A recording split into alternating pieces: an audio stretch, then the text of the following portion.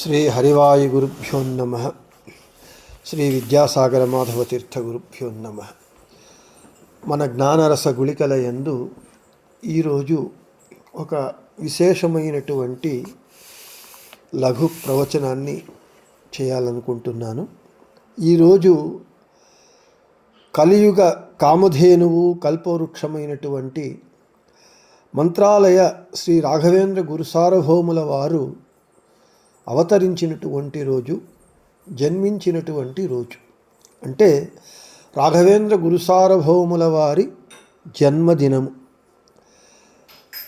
ఈరోజు రాఘవేంద్ర గురు సార్వభౌముల వారు అవతరించక లేదా జన్మించకపోయి ఉంటే ఈరోజు మనకు మంత్రాలయం లేదు, రాఘవేంద్ర గురు సార్వభౌముల వారు లేరు, భక్తుల కొంగు బంగారంగా ఉండేటటువంటి గురువులు మనకు లేకపోయేవారు. మన జన్మదినము మనకు మాత్రమే పండగ, సంతోషమైతే హరివాయు గురువుల జన్మదినము కానీ వారి బృందావన ప్రవేశము కానీ లోకానికే కళ్యాణం.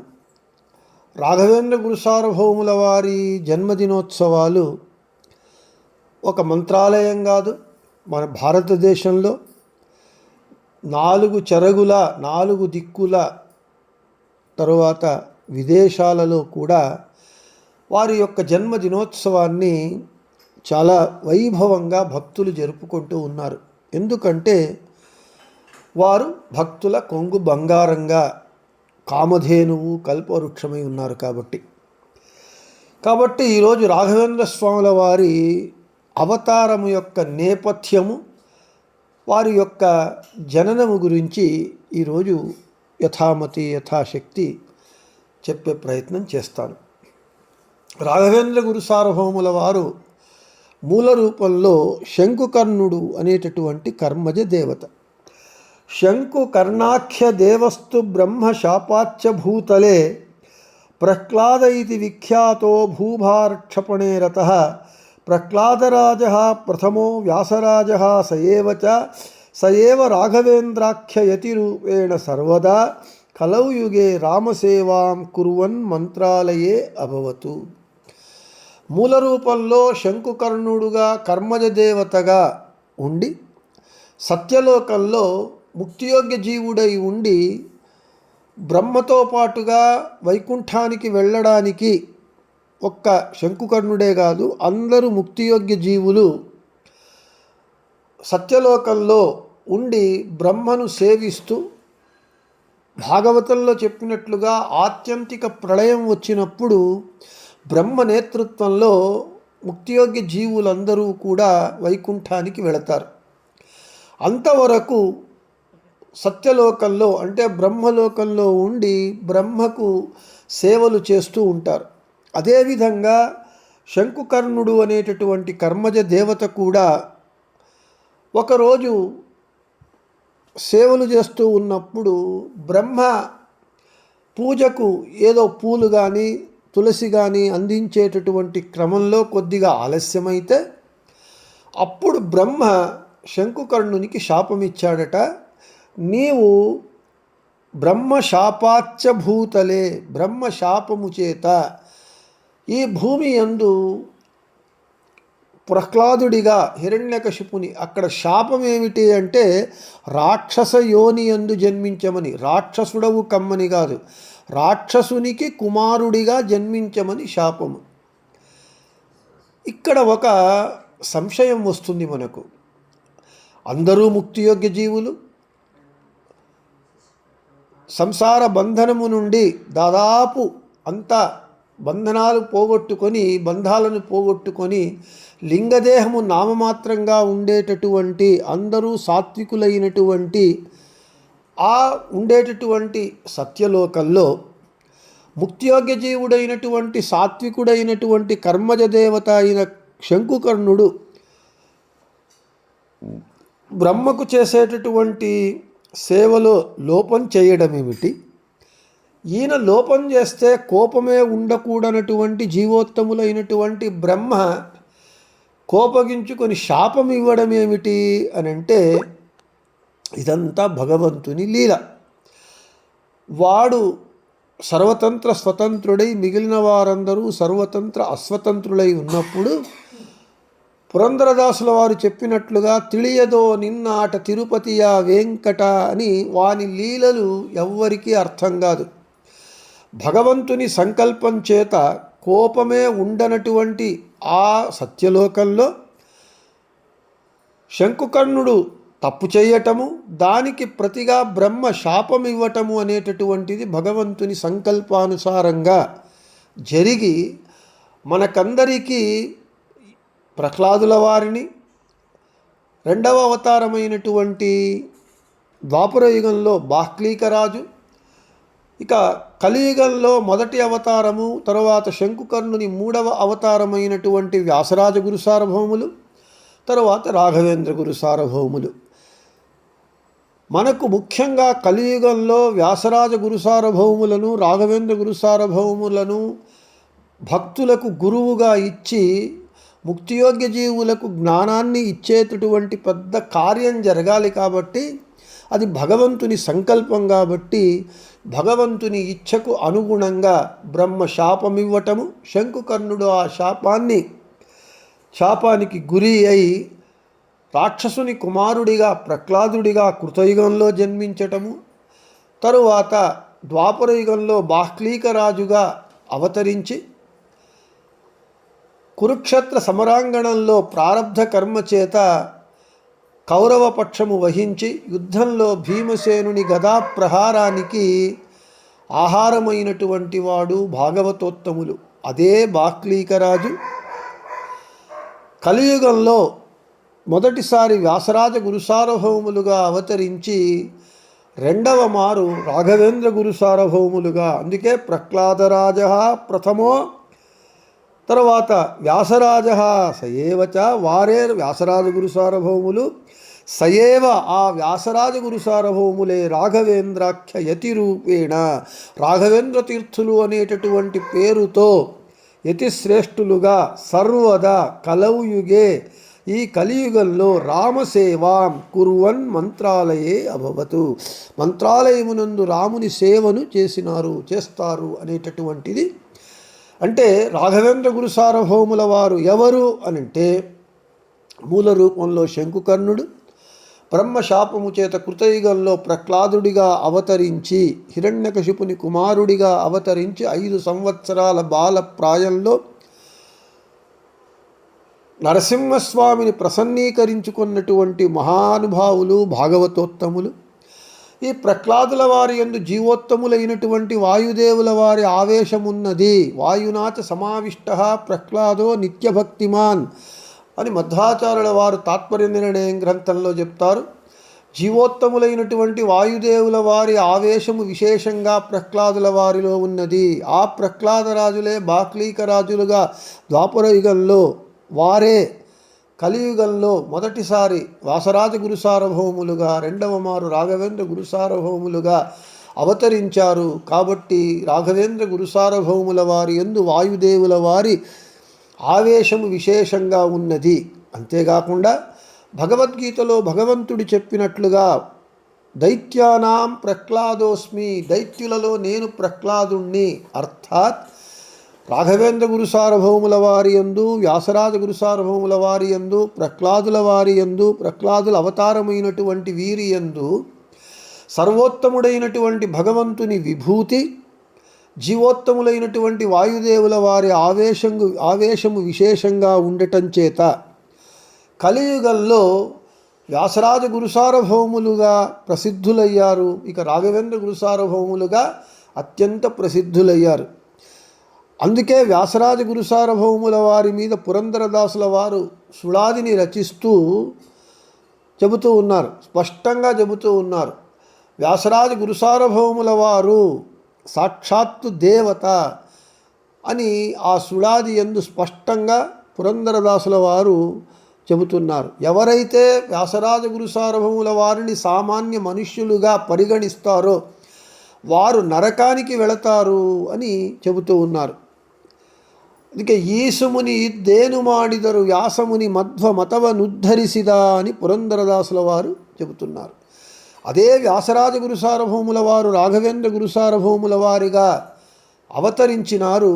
అందుకే రాఘవేంద్ర గురు సార్వభౌముల వారు ఆ భగవంతుని విభూతి, వాయుదేవుల వారి యొక్క ఆవేశము, అంతేకాకుండా గోపాలదాసుల వారు రాఘవేంద్ర స్వాముల వారి మీద సుళాదిని రచిస్తూ రాఘవేంద్ర గురు సార్వభౌముల వారి బృందావనమునందు సమస్త భగవద్రూపములు, దేవతలు, సమస్త గురువులు, సకల తీర్థ క్షేత్రముల సన్నిధానము ఉన్నది అని స్పష్టంగా గోపాలదాసుల వారు రాఘవేంద్ర స్వాముల వారి మీద సుళాది యందు స్పష్టంగా చెబుతూ ఉన్నారు.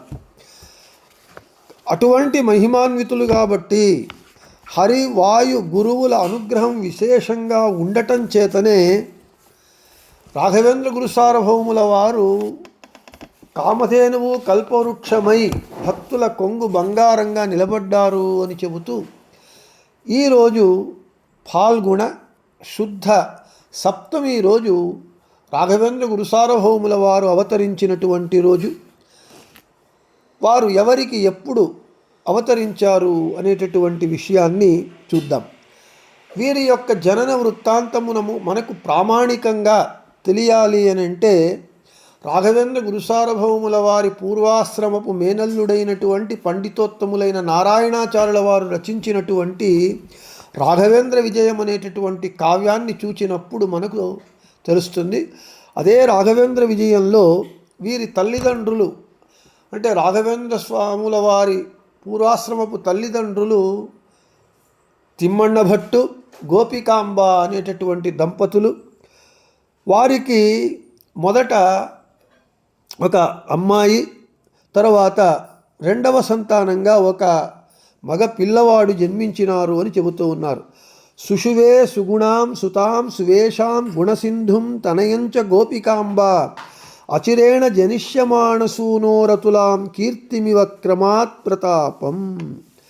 ఆ గోపికాంబాదేవి మొదట మంచి రూపవతి అయినటువంటి ఒక స్త్రీ శిశువును, తరువాత సద్గుణభరితుడైనటువంటి ఒక మగపిల్లవాడిని ఆమె కన్నది. వారిద్దరికీ ఆ దంపతులు కుల దైవత దైశిక ప్రసాదాత్ ప్రభవాపత్య పురస్సరాతుల శ్రీ సచకారచ వెంకటాంబికాఖ్యాం స్వసూతయా సుతాయా గురురాజనామ సూనో. వారి యొక్క ఇలవేల్పైనటువంటి వెంకటేశ్వర స్వామి యొక్క అనుగ్రహం చేత జన్మించటం చేత ఆడబిడ్డకు వెంకటాంబ అని, తర్వాత మగపిల్లవానికి గురురాజా అని నామకరణం చేశారు. తరువాత ఆ దంపతులు ఇలా ఆలోచించారట, ఇంకో కొడుకు మనకు కావాలి అని వారు అనుకొని తమ ఇలవేల్పు వెంకటేశ్వర స్వామిని ప్రార్థించినప్పుడు ఆ స్వామి యొక్క అనుగ్రహం చేత ఆమె గోపికాంబాదేవి గర్భము దాలుస్తూ ఉన్నది. మనకు ఒక సామెత ఉన్నది, పువ్వు పుట్టగానే పరిమళిస్తుంది అని.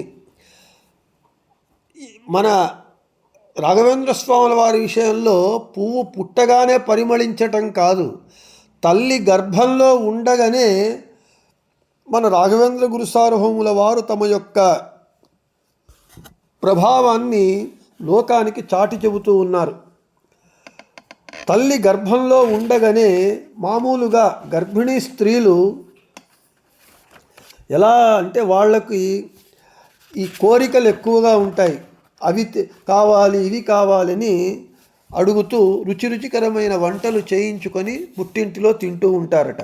అయితే మన గోపికాంబాదేవి గర్భంలో ఉన్నటువంటిది యతికుల శ్రేష్ఠులైనటువంటి రాఘవేంద్ర గురు సార్వభౌములు కాబట్టి తల్లి గర్భంలో ఉండగానే ఆ శిశువు ప్రభావం చేత గోపికాంబ ఆమె ఇంటిలో మంచి రుచికరమైనటువంటి వంటలు చేసి పెట్టినా అవేవి ఇష్టంగా తినటం లేదట.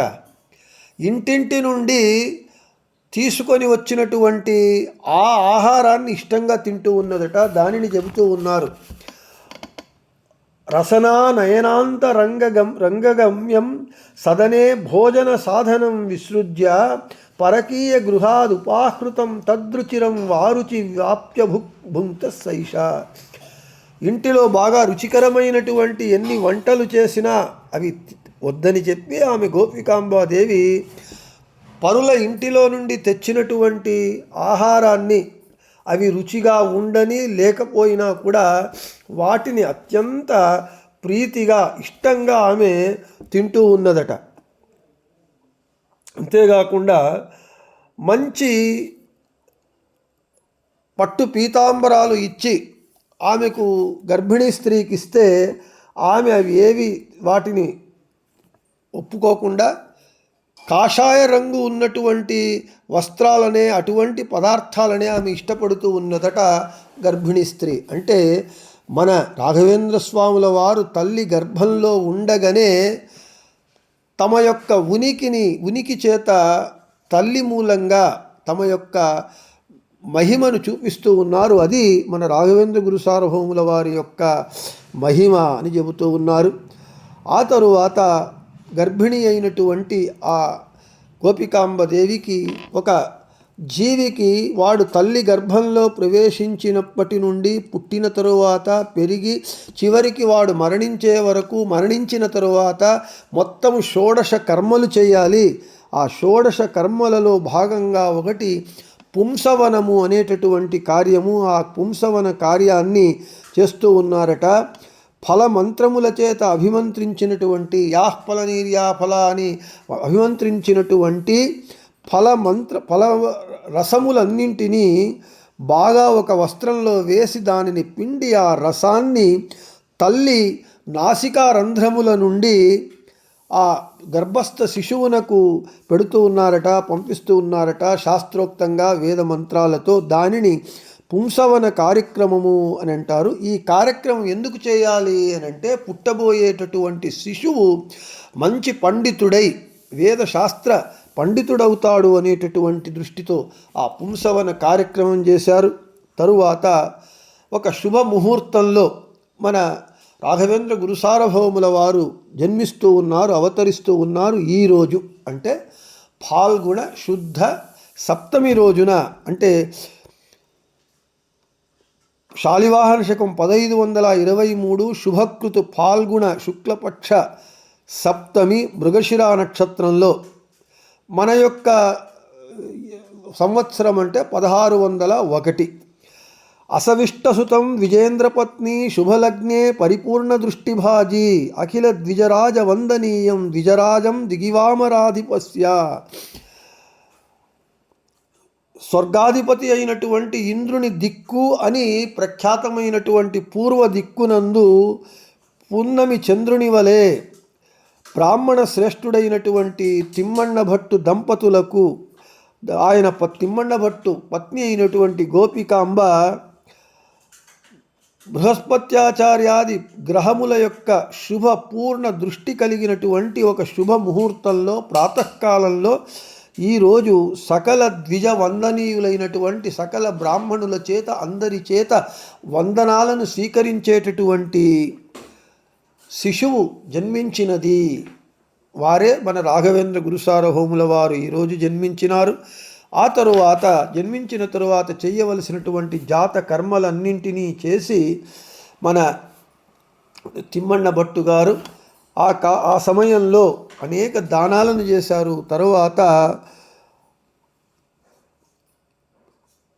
నామకరణం చేస్తూ ఉన్నారట మన ఆ శిశువునకు.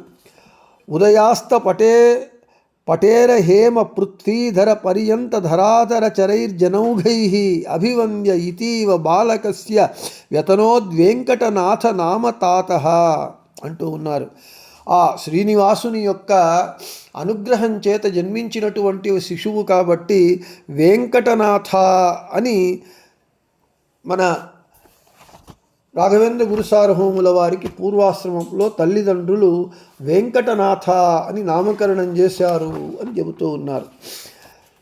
తరువాత మన వెంకటనాథుల వారు బాల శిశువుగా పెరిగి పెద్దవారై బాల లీలలను చూపిస్తూ పెరిగి పెద్దవారై యుక్త వయస్కులై గురువులైనటువంటి సుధీంద్ర తీర్థుల వద్ద విద్యాభ్యాసాన్ని చేసి తరువాత సరస్వతి అనేటటువంటి కన్యతో వివాహమవుతుంది. ఆ తరువాత వారు గురువుల ఆజ్ఞ మేరకు సన్యాసము స్వీకరించి ద్వైత వేదాంత విద్యా సామ్రాజ్యానికి పీఠాధిపతులవుతారు. ఆశ్రమనామాన్ని గురువులైనటువంటి సుధీంద్ర తీర్థుల వారు రాఘవేంద్ర తీర్థ అని నామకరణం చేస్తారు. అది మనము రాఘవేంద్ర తీర్థుల వారి పట్టాభిషేక దినోత్సవమైనటువంటి ఫాల్గుణ ఈ మాసంలోని ఇప్పుడే వచ్చినటువంటి మనం విధియ రోజు చెప్పుకున్నాము. కాబట్టి ఈరోజు రాఘవేంద్ర స్వాముల వారి జన్మదినం కాబట్టి వారి జన్మదినాన్ని, వారి జననము గురించి, వారి జననము యొక్క నేపథ్యం గురించి ఈరోజు చెప్పటం జరిగింది. వెంకటనాథ, ఆ వేంకారము, వెంకటనాథలో వేంకారము ఉన్నది. అలాగే రాఘవేంద్ర అనే దాంట్లో కూడా వేంకారం ఉన్నది. ఆ వేంకారము అనేటటువంటిది వాంఛిత ఫలములనిచ్చేటటువంటిది, పాపములను కత్తరించేటటువంటిది. కాబట్టి మనకు ఆ వేంకారము రాఘవేంద్ర స్వాముల వారి పేరులో కూడా ఉండటం చేత భక్తుల యొక్క పాపములను పారద్రోలి భక్తుల యొక్క వాంఛితములను అనుగ్రహించేటటువంటి మహానుభావులు మన రాఘవేంద్ర తీర్థులు.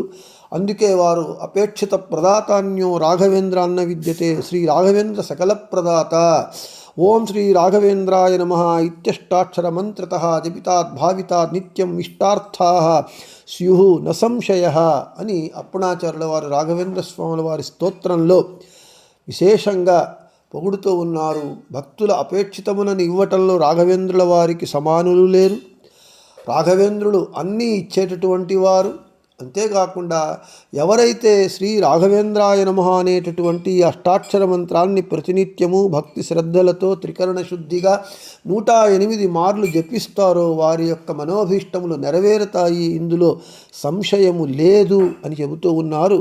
ఆ రాఘవేంద్ర స్తోత్రానికి మన రాఘవేంద్ర స్వాముల వారు బృందావనమునందు ఉండి సాక్షి హయాస్యోత్రహి అని అభయాన్నిచ్చారు. అప్పణాచార్యుల వారు చేసినటువంటి ఈ స్తోత్రంలో అక్షరక్షరము సత్యము, దీనికి సాక్షి హయగ్రీవరూపి భగవంతుడు అని అభయాన్ని ఇవ్వటం చేత ఆ రాఘవేంద్ర స్తోత్రము మనకు తారక మంత్రంగా నిలుస్తూ ఉన్నది. అటువంటి రాఘవేంద్ర గురుసార్వభౌముల వారి జన్మదినాన్ని పురస్కరించుకొని వారి జననము గురించి, వారి యొక్క వెనుకటి అవతారముల గురించి అతి సంక్షిప్తంగా మీకు తెలియజేస్తూ ఆ స్వామి యొక్క కృప అనుగ్రహము మనకందరికీ ఉండుగాక అని చెబుతూ శ్రీకృష్ణార్పణమస్తు, మధ్వేషార్పణమస్తు. అందరికీ శుభమస్తు.